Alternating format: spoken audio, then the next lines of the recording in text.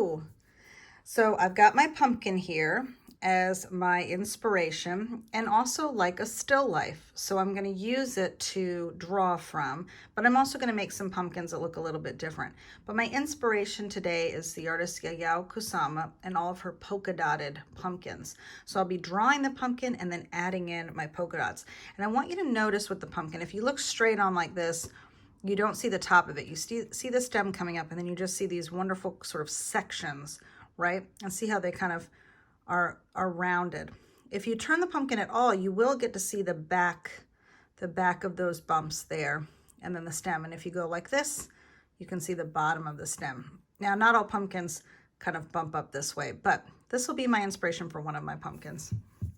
So I'm going to draw. I've got two sizes of paper. This would look great on colored paper as well, or what you have. So I'm going to start off, and for me, there's two ways that you can do the pumpkin. One is to draw the outside shape first. So if you're wanting, let's say, a shape like this, you might want to draw the outside of the pumpkin first. Now for me, sometimes if I'm doing something like this pumpkin, I'm going to start with one of the sections first. So here I'm going to start with sort of one of these rounded sections, and it's just like drawing an oval, right? So then I make the next section, and look what letter this looks like. It looks like a letter C. So I'm going to go up, down, and around. You don't want this to be perfect, because I think a lot of us think about pumpkins as being these perfectly round fruits, I guess because they have seeds, but actually they've got bumps and they're uneven in different places, and I think those have more character. They're more fun to look at. So now I'm going to do the other side and go around this way. I'm going to go up and down. Now you could keep it simple like this with 3 sections showing, or you can add another one. So if you want to add one more to each side. I'm making these a little bit thinner because you're only seeing the side of it. Okay, and I'll talk about the stem in a moment. So here I started with the outside shape first.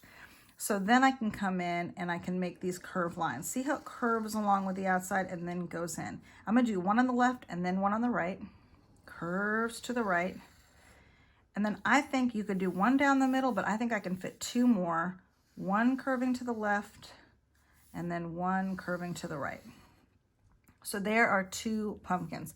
And I'm going to do one more on here. I'm looking at some of Yayoi Kusama's pumpkins as inspiration. I'm actually going to turn my page like this. I like the short, kind of flat pumpkins.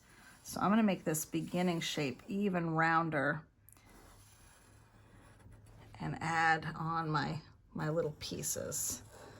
And I think I'll have one more on the edge there and then one more here. Okay, so they're all very different. You could just be doing one on one page. If you want it to look like a pumpkin patch of these polka dotted pumpkins, you could. These are just to show you a different variety. Now for the stem, you could do a simple stem that just goes up, over, and across. So kind of like a rectangle. I'm gonna make this one sort of come up and then bend to the right. So it looks like almost a straw. And then it's gonna come down, and right here, where the end of the stem is where they would have cut it, I'm actually going to make a tiny oval so you can see the side of it. And then I'm going to bring this line back down and down. And it's going to be thicker at the bottom because the stem is thicker, just like the trunk of a tree. Now this one, I might do a little bit differently. So maybe this one I'll curve a little bit. So I'm going to actually curve up and make the number 9. Then I'm going to start where that 9 is and go back around and follow it along, but this time go to the right. So that one's a little bit curved. You can do your pumpkin in a lot of different ways. Now this one, I'm going to look at my pumpkin here and I'm going to imagine that it's like this, so I can kind of see some of that stem. So let me see. I'm going to make a little curve here and make my little stem come up, and you can see the stem has a thickness, right? Almost like a cylinder, so I would see that little circle there. And then I might have these bumps kind of continue here. And then I'm going to have some behind. Now, if you can look at pictures of pumpkins. I probably should have done that a little bit lower there because then I got my lines a little bit funny. So that is okay. I'm going to be adding polka dots, so I'm okay with it. All right, so now I'm going to add my polka dots. Now, if you want it to be very similar to Yayoi Kusama's polka dots, she starts a row down the center that are the largest polka dots. So they're about this large. And she colors them in. It's got great contrast between the black and the orange pumpkin. Does your pumpkin have to be orange? No, it does not have to be orange. In fact, I can show you in this wonderful pumpkin book, get to my picture here, that pumpkins are all different colors. Look at this. So you can see on here, look at the wonderful shapes and the different colors. So you could start off and make your pumpkin purple if you wanted to, and then make these drawing and dots on top of it. Or you can make it on white paper and then color it. So she added this big row, and then you get to the medium size, which is right next to it. I'm using a Sharpie. You can use black crayon, color pencil, and then I'm gonna do my little dots on the outer side. Boop, boop, boop. And those would continue. Now, as you turn, so let's imagine on this pumpkin, I'm gonna draw some dots. Do, do, do, do, do. And I'm using a Sharpie, so they're gonna stick on here. Do, do, do. And then I'm gonna have my little pumpkins, my little polka dots right there on the side. Now look, they would go all the way to the bottom, and they would also go up the top here. But now if this row is showing on the side, look as I turn it, then all of a sudden you don't see all of them, right? So if I'm on the side, the edge here, these, I might only see half of that largest row of polka dots, and then goes the medium, and then they get smaller. Okay, and then this one, I would continue on. So I would really just continue on with all the polka dots if you want it to look just like hers. But guess what? We're all artists, and so we can look at this in a different way. You might say, well, I like how it repeats and fills it all up with this pattern, but I want to use a different shape other than a circle.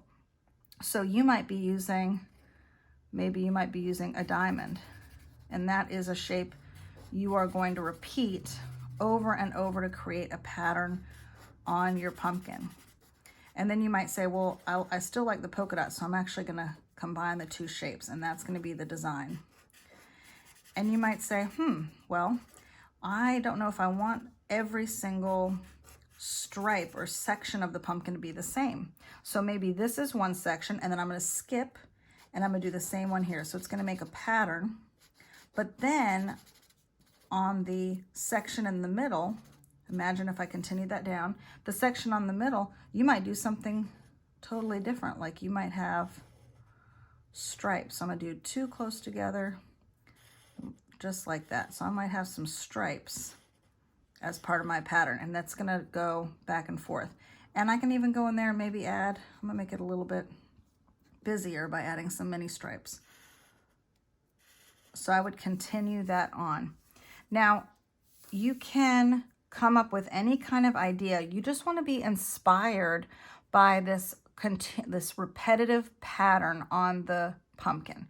So we're doing the pumpkins because of fall, and I also think they're just really fun and fabulous.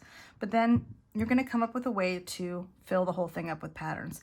Now, she does on the stem the opposite. So she has the polka dots are not colored in, but the outside is. So if I do this, then I can color around those polka dots, and I'm leaving those white, and then the stem is black.